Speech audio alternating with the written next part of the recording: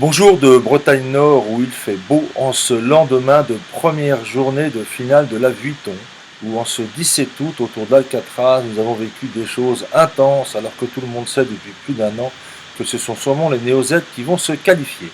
Et je vous parlerai bien de quatre choses: d'une rencontre fortuite entre Néo-Z et Américains tôt le matin dans le brouillard, de la régate officielle des Defender Oracle sur le parcours juste avant la mi-journée, alors que le vent est faible, ce qui sera leur cas fin septembre, en mi-septembre encore un avantage, de la régate elle-même bien maîtrisée par Team New Zealand qui gagne à 0, et du plantage de Team New Zealand. Première chose donc, tôt le matin, Team New Zealand se précipite avec son bateau pour chercher le bateau numéro 1 d'Oracle, que l'on reconnaît parce que son Daggerfall est devant la poutre avant, et barré par James Piltid, il se lance dans un speed test effréné imprévu.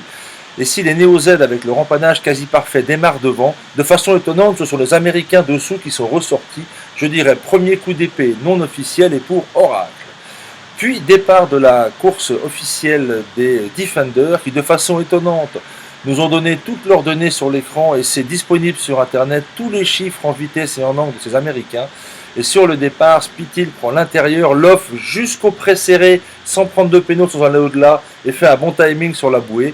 Et il termine à jamais à plus de 10 secondes l'un de l'autre, sauf la dernière bouée sous le vent, où dans ce parcours très étroit, il a obligé Ben Hensley à un empannage de plus, ce qui fait qu'il prend presque 30 secondes. Mais vraiment une régate très serrée, et on a vu des bateaux américains qui sont très stables au portant dans 12 nœuds de vent, un peu le nez vers l'avant, mais très très stable. C'était une super régate. Et nous voilà donc arrivés à 14h, départ de la régate numéro 1 de nos challengers, TNZ contre Luna Rossa. Et par l'extérieur, Team New Zealand prend un excellent départ, fait le large et part son premier à la bouée. Et on avait vu avant la régate les Italiens avoir des problèmes de daggerboard. Et regardez là sur les images, on voit bien le daggerboard qui monte et qui descend. Le système n'est plus fiable, ils abandonnent.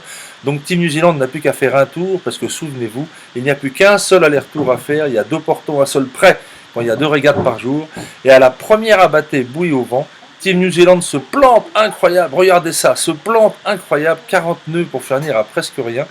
Et ils finissent tellement arrêtés que deux marins passent par-dessus bord. Rob Waddell et Chris Ward, c'est au moins 100 kg par personne. Mais le règlement dit, souvenez-vous, c'est 38 règles rajoutées pour la sécurité, que l'on peut finir la régate même s'il y a des gens par-dessus bord, s'ils sont récupérés par le Zodiac. Team New Zealand termine, et pourtant, regardez, il y a des dommages, le fairing est cassé, et il est possible qu'il y ait d'autres dommages à l'intérieur, mais en tout cas 1-0 pour Team New Zealand, où pour la première régate, c'est Prada qui a cassé et qui n'a pas fini. Et la deuxième régate du jour, alors, eh bien c'est très simple.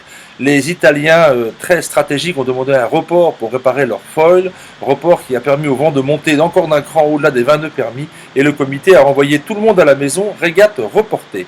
Régate reportée, ce qui satisfait tout le monde. En premier, les Néo-Z, parce qu'ils seront toujours aussi forts demain. En deuxième, les Italiens, parce qu'ils pourront réparer leur daggerfall.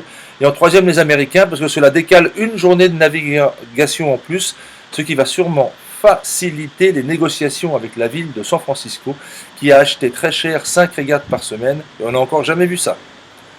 Rendez-vous demain pour la deuxième régate donc. Good luck and a good day.